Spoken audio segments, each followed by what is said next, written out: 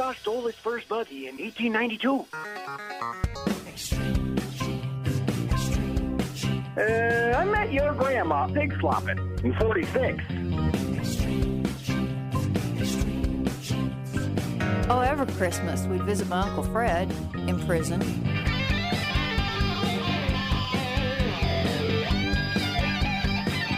And welcome to America's Family History Show, Extreme Genes and ExtremeGenes.com. It is Fisher here, your radio root sleuth, on the program where we shake your family tree and watch the nuts fall out. Well, happy Memorial Day, America. It's great to have you for the Memorial Day weekend. We got a lot of great content concerning that today, including a return visit from Don Milne. He's the guy we introduced you to last July, who set a goal to write a biography on every single American service person killed in World War II. He's made some progress. One state has already completed the task. You're going to want to hear about that. And Don's got some ideas for you and how you can be involved with that project. Then later in the show, Crista Cowan is going to be coming on from Ancestry.com, talking about a great database release available for you for free on Fold3 over this Memorial Day weekend, and new databases from Ancestry as well. So join us for that coming up a little bit later on. Hey, if you haven't signed up for our weekly Genie newsletter yet, we are still looking for you. Just sign up at ExtremeGenes.com or on our Facebook page. You can get all kinds of great links to past and present shows and great stories that you'll appreciate as a genealogist, and you get a blog from me each week. Right now, it's time to head out to Boston, Massachusetts. David Allen Lambert is standing by, the chief genealogist of the New England Historic Genealogical Society and AmericanAncestors.org. Geez, Dave, by the time I get your title out, the show's almost over. So let's just get on to it. I'll call you Dave. All right. What's going on, bud? What's our Family Histoire news today? Well, fresh, hot off the presses from Family Search, we have an exciting collection of 36 million United States enlisted and officer muster rolls and rosters covering 1916 to 1939. So pre-World War II, but right after the beginning of World War I. So that's great, and that's all from the National Archives in St. Louis.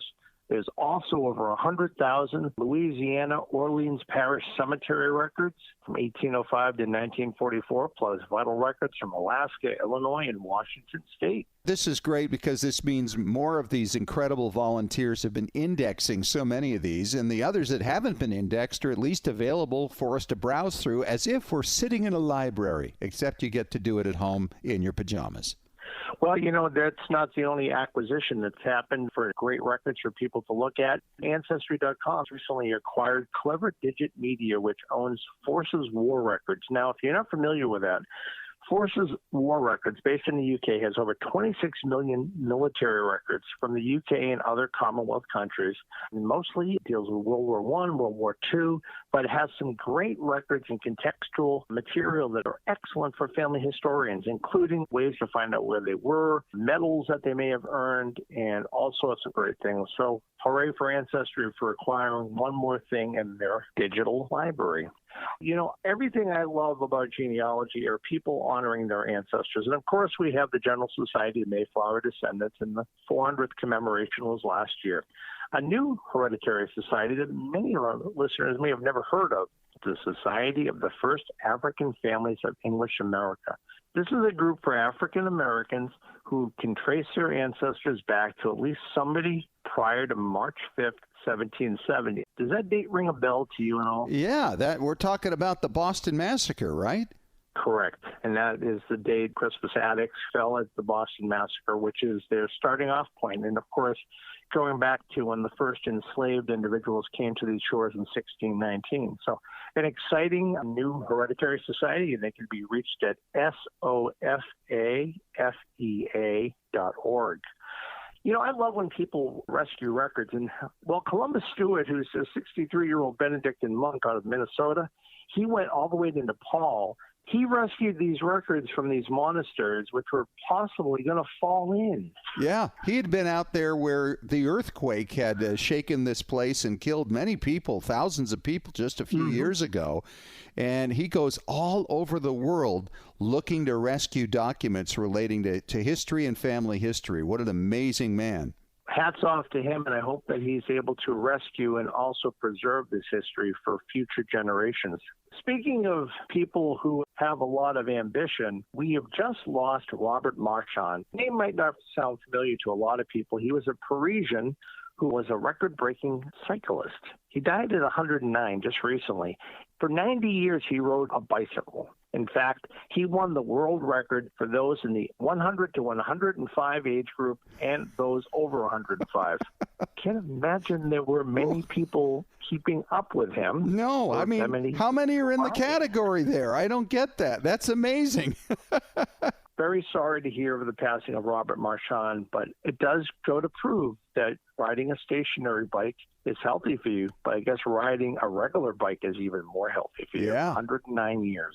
Amazing. Well, one thing that may not be exactly healthy, but it's been around for 100 years, is I tipped the birthday hat in the direction of the Cheez-It. Yes, May of 1921 saw the invention of that little 11-month shelf-stable cracker that we've probably all munched on once or twice in our lives, and so would our parents.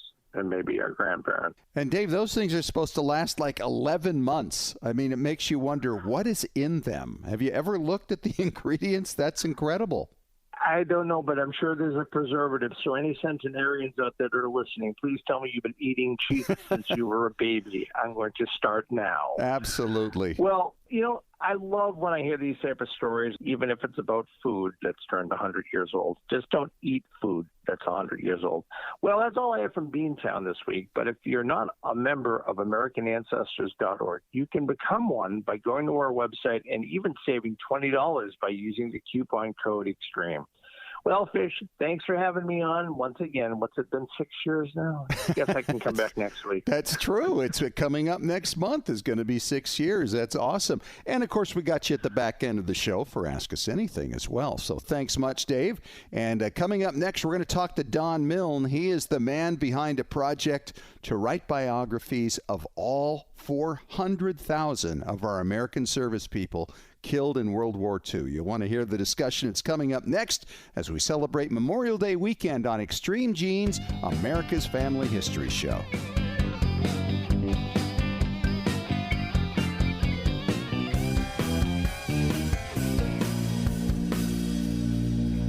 At Legacy Tree Genealogists, we provide families like yours with the stories of your ancestors, a legacy that will be cherished for generations to come. Legacy Tree Genealogists provides genealogy research for clients worldwide, helping them discover their roots and personal history through records, narratives, and DNA analysis. And when your research requires access to on-site archives in the countries your ancestors lived, Legacy Tree Genealogists has researchers in more than 100 countries around the globe who know the local language and how to get their hands on the records you need. Legacy Tree Genealogists is the recommended research firm of genealogy industry leaders worldwide, including MyHeritage, 23andMe, and more. Check out what our clients have to say. Absolutely the best. They communicated through the entire process, and my report arrived on time. The story of my family with supporting documents was very fulfilling. Tom G. Google review. Don't wait any longer. Request your free quote today at legacytree.com. Legacy Tree Genealogists. We do the research. You enjoy the discoveries. Anytime is a great time to learn more about your family. Did you miss Roots Tech Connect this year? It's not too late to experience Roots Tech classes, keynotes, and how-to content. Just visit rootstech.org to see what you missed and to experience Roots Tech Connect on your own timetable. Select inspiring and insightful messages that will help you in your pursuit to connect with and share your family story in new ways. You can then use the free resources found at FamilySearch.org or the Family Search Family Tree app to have a deeper personal experience getting to know your family, past and present. Connecting with family and learning about your ancestors provides healing, peace, and a sense of belonging. And it's easy to share what you learn with others to help and inspire them as well. Visit rootstech.org for some inspiration or visit FamilySearch.org to continue on your journey of family discovery today. Well, Genies, what a time we're all going through right now. And with all this time on our hands, you probably agree the best lemonade we can make out of this is to sharpen our genie axes and learn how to extend our family trees, gather more photos and documents, and discover those remarkable family stories our descendants can benefit from for generations. Well, I have more time now, too, and I want to help you learn what you need to know. That's why I've created a new Facebook group, Genealogy and Family History Breakthrough Strategies. I'm so pleased that so many of you have already signed up and are helping us to create a supportive community of family history researchers. On this page, we can brainstorm and share ideas on how to tear down those brick walls that we all have. So feel free to join us. The Facebook page again is Genealogy and Family History Breakthrough Strategies. Feel at home with others who live in our Genie world and want to make the most of this unique time. Genealogy and Family History Breakthrough Strategies. Join us.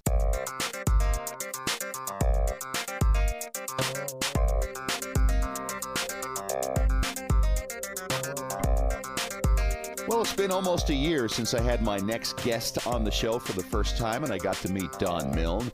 Don is a Utah native who's now in Louisville, Kentucky, and he's the guy behind a project called The Stories Behind the Stars, and you can go to their website, storiesbehindthestars.org.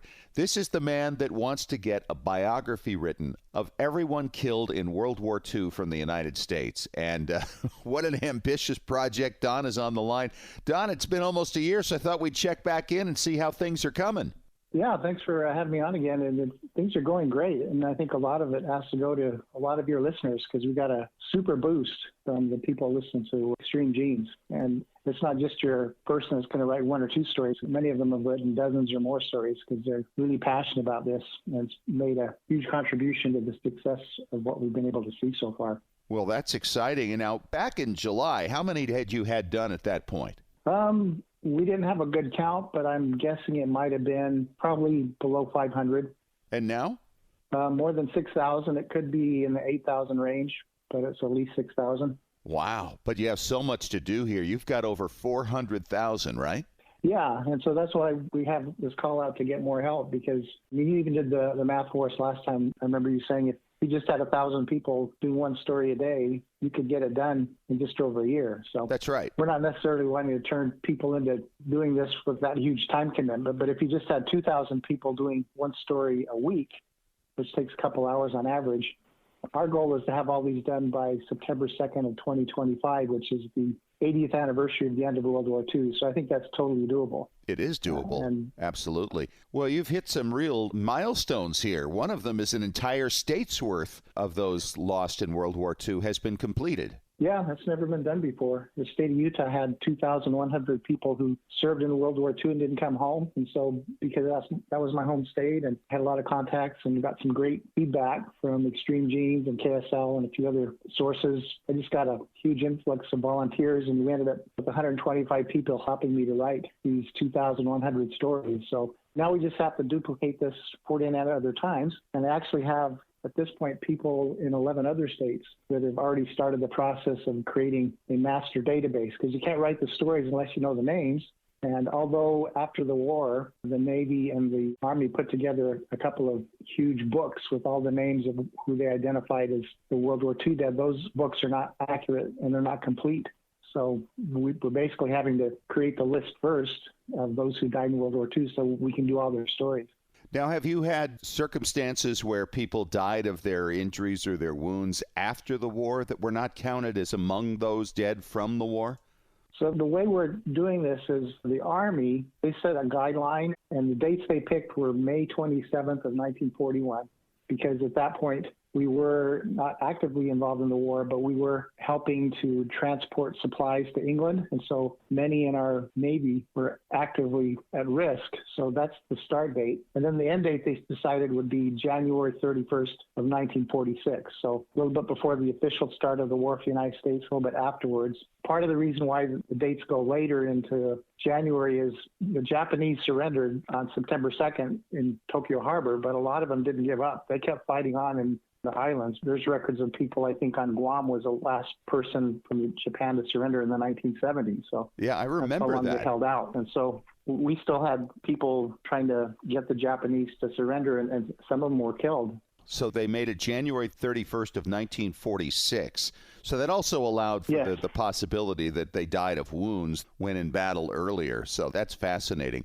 But what I'm amazed at is we have a Vietnam memorial that has the name of every single person who died, and yet we don't have an accurate list of everybody who died in World War II, which was really 8 times the amount of loss. Yeah, it's kind of crazy. When I started with the Utah project, I went to the Utah historian and said, can I get the list? And he said, there isn't one. And these 11 other volunteers have been doing the same things in their states, and they're finding the exact same thing. We're hoping that eventually one of these 50 states, somebody will have done it, maybe as a history graduate student or maybe some other historian along the way. We do know that the state of Virginia, which is not a state that we've done yet, after the war, the state legislature told all of the, I think it's 92 counties, to put together a Gold Star book with everybody from their county who didn't make it back. So that might be one state that when we get to, we'll have a more accurate list to start with than the others. If people listening to this, if they want to find out more and maybe volunteer to take on a state, that'd be great. Real quickly, I can list the states we already have someone building the database. Alabama, Arizona, Colorado, Georgia, Indiana, Kentucky, Louisiana, New York, Michigan, Missouri, and Oklahoma. So if you're not from one of those states and you like dealing with databases and you want to take on a challenge of building this database of all the World War II fallen from your state, we can get you the National Archive Registry list to start with, and then you can kind of go on and sleuth out the rest. So you go to storiesbehindthestars.org, and there's an obvious place for you right there to sign up and take on a project like that. Wouldn't that be something for somebody's home state, or at least your county or your town or something like that? It all contributes to it, and hopefully it can get done by 2025. That would be absolutely amazing. Now, you were just at Gettysburg, and you're running into stories. We've got World War II dead at Gettysburg, which is amazing to me. Yeah, any of the national cemeteries, if they're room, they would allow people to be buried there. So when they shipped, I think it was like 80,000 bodies back to the United States after World War II, oftentimes the families would select the national cemetery that was close to them. So these families of 11 fallen who died on D-Day are buried at Gettysburg National Cemetery. And one other name that I found super fascinating when I was there was a young man by the name of Walter Smith. And what struck me as interesting when I looked at his gravestone is he's born in 1928 and he died in 1944. I was there with my grandson who's 16 years old, and I asked him, can you see how old this guy was when he died serving this country in World War II? And he looks at it and he's kind of surprised. He says, he was my age. We don't know much about him yet. I have one of my Pennsylvania writers doing some more research, and this has only been a few days, but he found something super fascinating. He was on a destroyer. He was a seaman on a destroyer, 16 years old, and he was a black man from Philadelphia. So here's this man. He's buried just a few feet away from where Abraham Lincoln gave the Gettysburg Address. He's probably the only black man buried in that cemetery that I know of, at least at 16 years old. Isn't that amazing? And many people have actually connected with some of the descendants or relatives of the people that have died and been able to get more information that way. And people are contacting and saying, I just happened to look this up and noticed it. And we're just kind of curious about Uncle Harold, and nobody knows much about him. But now that we see this, we've got more information. Where we're going with this eventually is we're having these 400,000 stories, and we're developing a smartphone app so that you can go to any gravesite in the United States or anywhere in the world, scan the name using your smartphone. It'll link directly to that story. You'll be able to read it right there. It's really going to change the experience of people visiting cemeteries. And I think you look around and it's mostly the older folks. Sure. Who are more interested in that sort of thing, maybe because we figure we're going to be there soon ourselves. But I can really foresee the young people going from grave to grave and reading the stories of someone who died about their age. And I hope one of the things it does is it gives people a challenge to do something with their lives, because we're here in this great country because these people paid the price to win the war in such a way that Japan became a free society, Germany became a free society. A lot of the world got freedoms that if we hadn't been involved, Germany probably still would have lost to Russia. But could you imagine what the world would be like if Germany lost to the Soviet Union and the United States had stayed neutral the whole time? Yes. It would be a very different place. What about these overseas cemeteries, Don? How are you handling that? They're mostly taken care of by the American Battle Monuments Commission. So we've had some reach out to them. We haven't done too much with them directly, but it'll work exactly the same whether you're at the cemetery in Normandy or the ones in Belgium or in Italy or the one down in the Philippines. this app is going to work at all those. And I think it's going to make it a much more enriching experience because millions of people, when they go to Europe, that's one of the things they want to visit. When you go to a cemetery, all you can see is names and dates. But this is the 21st century, and the internet just has so much wealth of information. And thanks to Fold3 that has offered to make this common database available, yes, we can now have names, and not just names, but stories and photos for probably everybody. The information's there. That's what our researchers are finding. Very rarely do they run across a name that there's just a roadblock and absolutely nothing. We can almost always find something. In Utah, we're doing all the names from D-Day. There's 2,502 people there. That's why I was at Gettysburg, is because I wanted to show the local media there, hey, we've got everybody from D-Day. We've got their story. Those will be wrapped up by D-Day of June of this year, June 6th. To have more projects for people to work on. They're free to work on their home state, but it's kind of fun to have some general national projects. So we're going to next to all the 2,335 people who died at Pearl Harbor. The 80th anniversary is this December 7th, so we'll be done before then. Amazing. And I think it'll be cool when people visit the Arizona Memorial, and instead of just seeing names on that plaque on the wall, they can hold their phone up, scan a name, and read that person's story right there. The Park Service might be a little bit mad at us once this is available because people want to stay longer than they're allowed to on that tour. Yeah. The other project we're going to be able to do with our volunteers, we now have, I think I mentioned when I was on your show last time, we had like 100 people at that point, and thanks to your show, we got like another 100 people that joined us, but we're now at almost 1,100 from all 50 states and more than a dozen other countries. The other national project we're doing is we're going to write the stories of every World War II fallen buried at Arlington National Cemetery. There's more than 6,000 of those. And we want to have those done by Memorial Day of 2022. So maybe in another year, we'll have to get back on your show and we'll be able to report back. The project is storiesbehindthestars.org. He's Don Milne. He's from Louisville, Kentucky. Wow, it sounds like you've made a lot of great progress, Don. And once again, if people want to volunteer, they can do it at storiesbehindthestars.org. Thank you so much for coming on and giving us the update. It sounds great. Thanks for having me on again. And coming up next, I'll talk to Crista Cowan from Ancestry.com. They got a great project for Memorial Day going on right now that you're going to want to be a part of, plus incredible new databases that have come out. We'll get the update in 5 minutes.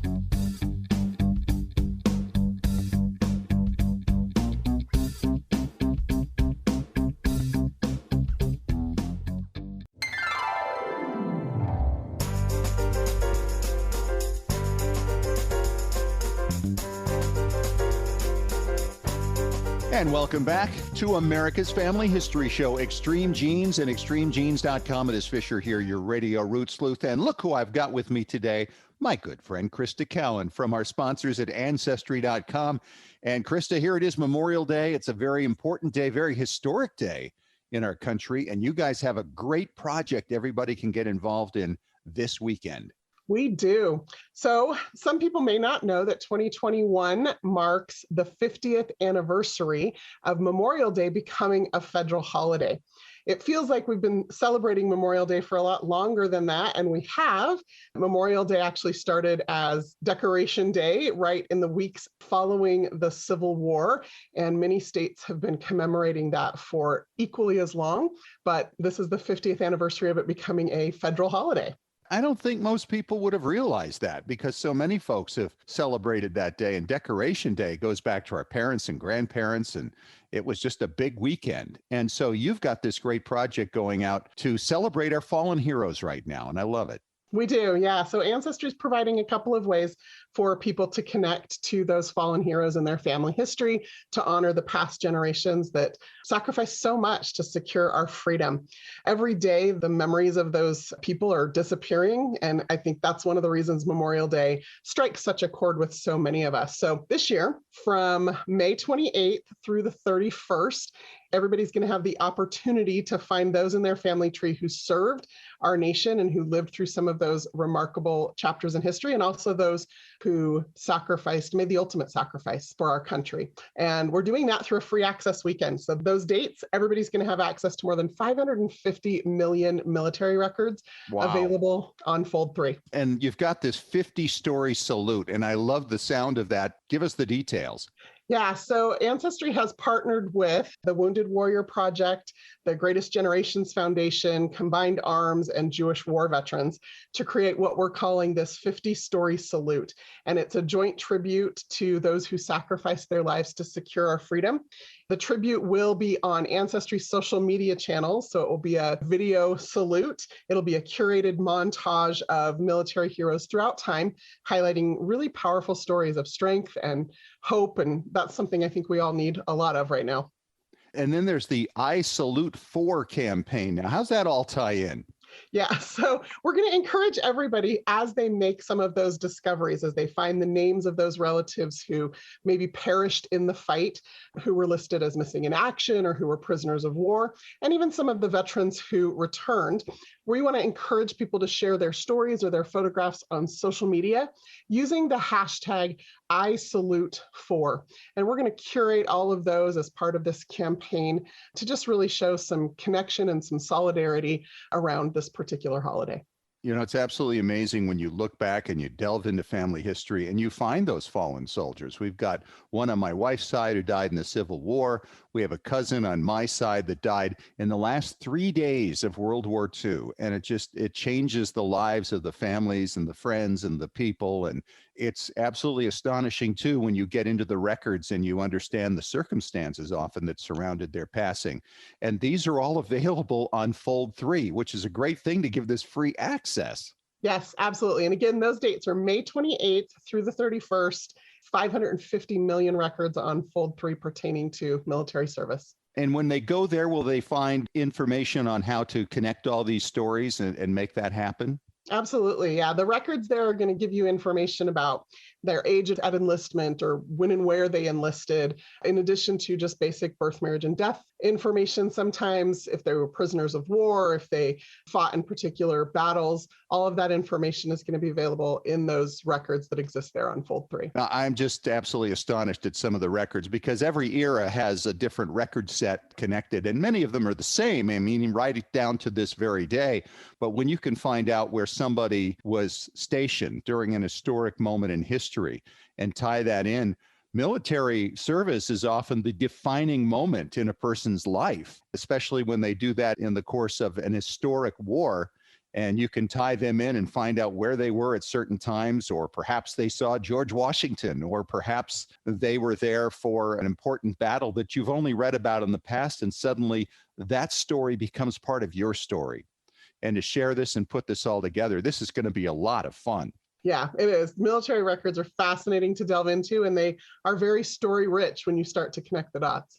All right, so go to Fold3 over this Memorial Day weekend, and you'll get everything you need to know to get this going to celebrate the fallen heroes, the 50-story salute, and of course the hashtag #ISalute4. It's good stuff. All right, Crista, you've got a whole bunch of new databases that have just been released on Ancestry, and we want to talk about those. In fact, recently I've seen that you've done a series of great databases from London. And one of them resulted in me finding a new child of a third great grand couple. And as a result of that, I was able to pull her forward a little bit, find some grandchildren, and link her descendants in to finally figure out how this one DNA match that I had fit in. Because she didn't know, and she lives in London, and I couldn't figure it out. But once we got the names of this grandchild through a couple of daughters there, then it worked out perfectly. So she's over in London celebrating because she's back about 7 or 8 more generations because of the work I've previously done.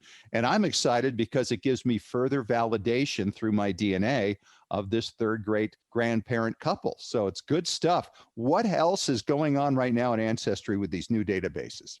Oh, I love hearing stories like that, because that's exactly what we hope when we release these new records, is that new discoveries in records will connect with new discoveries in DNA and help you to expand your family story. So we'll start with England, since that's where you started here. Okay. We have updated some databases. We've updated the London tax record collection, which, as a lot of people know, is a great gap filler between censuses. We've updated the 1939 register. So the 1939 register actually has some redacted records until they are notified of a person's death, and then they unredact those records.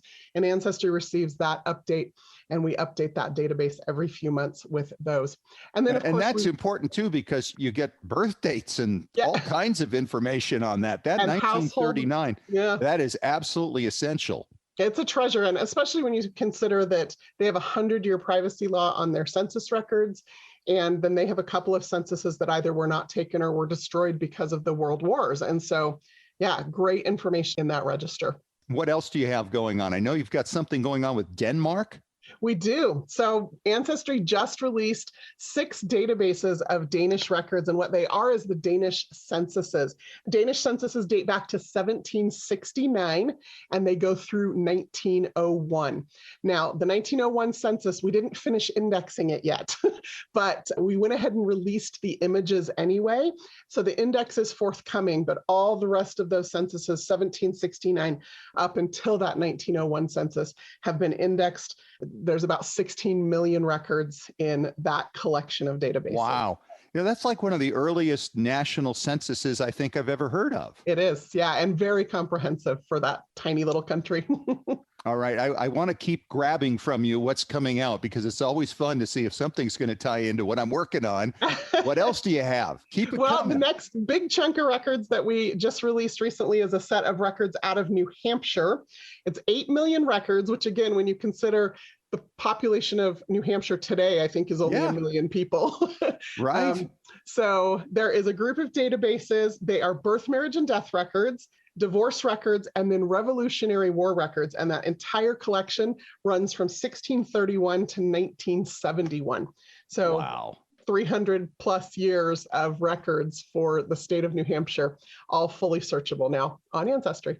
I love it. Great stuff. Crista, thanks so much. We'll talk to you again next month. Absolutely. And coming up next, David Allen Lambert returns for Ask Us Anything when we return on Extreme Genes.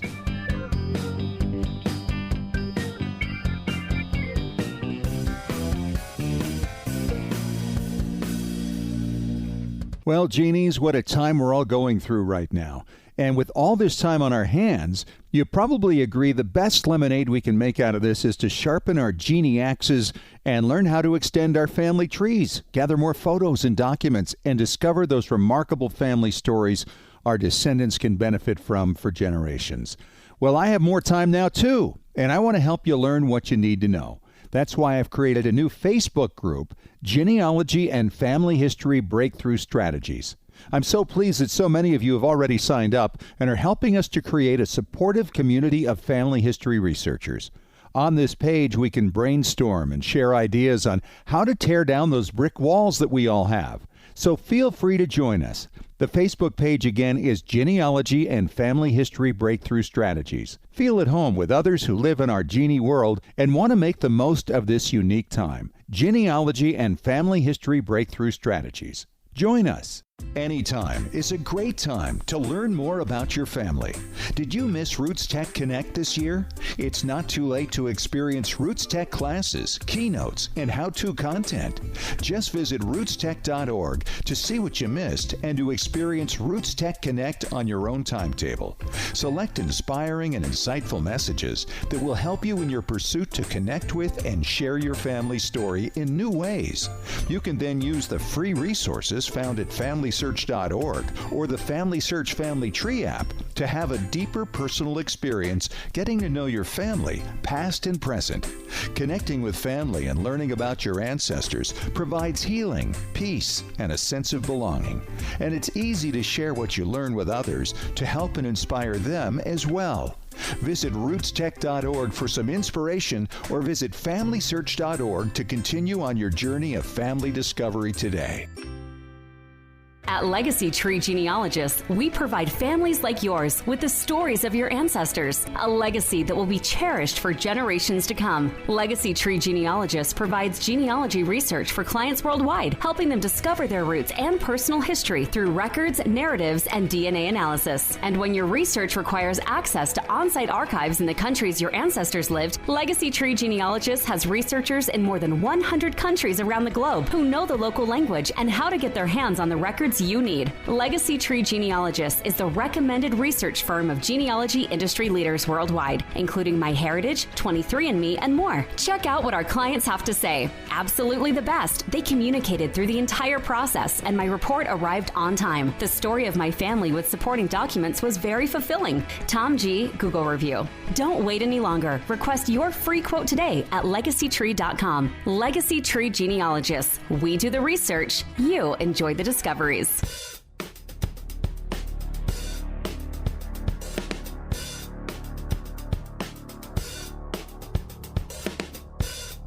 All right, welcome back. It's America's Family History Show, Extreme Genes and ExtremeGenes.com. It is Fish here with David Allen Lambert, the Chief Genealogist of the New England Historic Genealogical Society and AmericanAncestors.org. And it's time for Ask Us Anything. And Dave, our first question today comes from Los Angeles, California. Colby Martin is writing. She says, hello, Extreme Genes. Hello. I am 26 years old. I've inherited some family jewelry and would like your thoughts on dating it and preserving it. Good question. Colby, that's great to know that you're considering it a family heirloom and not something to put on eBay or sell at the local antique shop. But right. That local antique shop might be, Fish, where he needs to go because they can tell you how old it is. The average person may not be able to date jewelry, but because of the styles of jewelry, maybe from the 1920s, like maybe a flapper necklace or some sort of piece of jewelry from the 1800s, someone can date that very easily. And the other thing is there's maker marks on jewelry. Right. And the other thing, occasionally, there's even inscriptions inside of rings. So like my grandmother's wedding ring from 1916, and the inside band says, "Forget me not." And that's from her first husband, who sadly died when he was only 24 years old. Oh, but wow. She kept that ring. Yeah. And you have that? I do. Like I say, it's not my grandfather, but it's something that is a family heirloom because she thought so important to hold on to that for so long. And the other thing is, Colby, photographs. Look at those family photographs and see who's wearing what at the holidays or maybe at a wedding or any special religious celebrations in your family. Contact your older relatives. Say, do you remember my grandmother wearing this or my great-grandmother wearing this? And some family member may recognize. That might help too. Yeah, that's true. And I've had that experience as well. I actually had a ring that was passed down from my great-grandfather's sister-in-law, which is kind of a strange thing to wind up getting. But somebody had actually put a little string on it with a label and just said this belonged to so-and-so.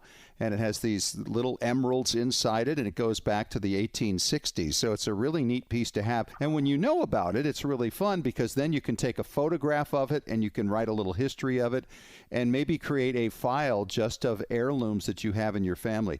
This is what I've done for a lot of things because I know for the material I inherited from my mother when she passed, and even from my dad that came through my mom, there were many, many things where I didn't recognize what they were. And I thought, boy, when it comes down to it, I don't want to be leaving stuff that I know what they are and not giving anybody any way of knowing what those pieces are. So whether it's jewelry or, a photograph or something else, for instance, we have a bread warmer that was given to my grandmother when she was married in 1902, and it has her initials engraved on the side.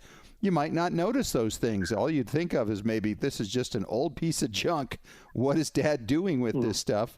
But if we can create a little book of all these things with pictures of it and a little write-up and share that file with everybody of interest in the family of the next generation, or in your case, perhaps your brothers and sisters or your cousins, they might find it interesting. And it's a great way to share it since there's only one and only one person can have it. The other thing that I find is very useful is the internet. If you take pictures of it and go out into social media, there are so many people out there, random acts of kindness, that might be able to say, oh, yeah, I have a similar piece. Here's a picture of my great-grandmother wearing it in 1915.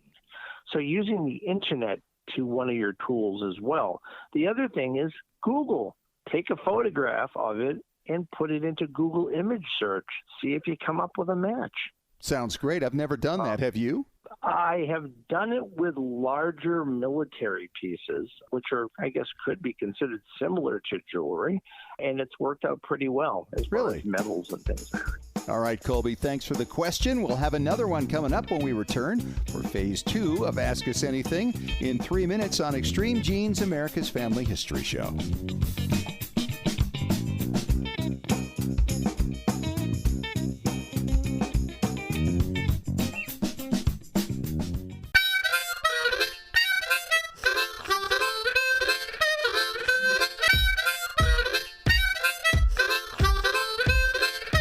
All right, back at it for Ask Us Anything on Extreme Genes, America's Family History Show with David Allen Lambert.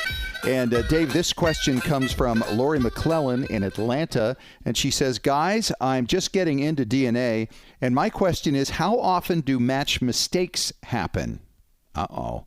My maternal grandparents had 6 kids, and I have numerous cousins, and I know of at least 2 that tested, and none of them are showing up from that side of the family. What do I make of this? Ooh, you need to get a copy of my friend Bill Griffin's book, Stranger in My Genes. That is probably going to be some non-paternity event that's occurring in this family tree. Mm-hmm. And it's not as uncommon as you think. It happens in the best of families, as they say. And, it may not be in the most current generation. It could be in your great-grandparents' generation. The thing about DNA is, unfortunately, it separates myth and adds it right to science. Give you an example. I had someone years ago who came into the library, and their last name was Brewster. And they showed me their Y DNA, which is, of course, inherited from direct mail. And all of their matches, fish, were McGillicuddies. Oh. Turns out the person's great-great-grandfather had a person working in the house in Maine, and his name was Thomas McGillicuddy. Well, apparently that was the great-great-grandfather and not the one that they thought. So it opened up a whole new meaning for St. Patrick's Day for this family, but got rid of their Mayflower line. Yeah. And that happens quite often. I had somebody ask me this about 3 years ago. They had a first cousin that they didn't recognize, and the first cousin reached out, and they compared notes, and they didn't have anybody in common. And she said kind of what you're saying, hey, it just must be a mistake. There's a saying that goes around in the field that basically says DNA doesn't care what you think, doesn't care what you think you know, doesn't care what you want. It just is what it is. And that's really the case. So if you're finding that there aren't matches there, then you might want to start looking for matches from another couple, another family back there somewhere, because that may be where this is going to take you. And the other thing is there's so many different testing companies. Obviously, there's Ancestry. And, of course, for Ancestry, you're going to get more matches than any company out there. There's also Family Tree DNA. There's MyHeritage. There's 23andMe. I mean, there's so many options out there. So you may find that maybe that match that you're hoping to find may have tested with another company. Of course, then there's even GEDmatch, where people can upload their data. I still believe in using GEDmatch personally, and I think that it has a really strong suit for finding additional family members. You may have chose Ancestry and they chose another company, but uploaded their results. I mean, I use GEDmatch all the time. And if you know of these cousins who tested, ask them what company they tested with. That may have something to do with it as well. And it might be that you find out that on your mom's side there might have been an adoption there, something that might or might not be known within your family. That's true. And the further generation you go back, the more of these adoptions or, the child was passed on to another family because they couldn't care for them because maybe they were ill and they were raised with a different surname. It doesn't have to be a formalized adoption. There's so many different factors that you have to take into consideration. It's never cut and dry, but it sounds like a genealogical mystery. And these are mysteries that 20 years ago we never even thought about. We just thought that, the picture looks a little different. Why don't they all look alike in that same family photo? So happy searching. Maybe they'll come up with an interesting story to be on Extreme Genes as a guest. All right, Lori, thanks so much for the question, and good luck with your search on that. Dave, thanks for coming on the show. We'll talk to you again next week. I look forward to it as always. All right, and thanks once again to Don Milne for coming on and talking about his great project, writing biographies for 400,000 American service people killed in World War II, and to Crista Cowan from our sponsors at Ancestry.com. If you missed any of it or you want to listen to it again, catch the podcast at iTunes, iHeartRadio, ExtremeGenes.com, Spotify, TuneIn Radio, and wherever fine podcasts are found. Talk to you next week. Thanks for joining us, and remember, as far as everyone knows, we're a nice, normal family.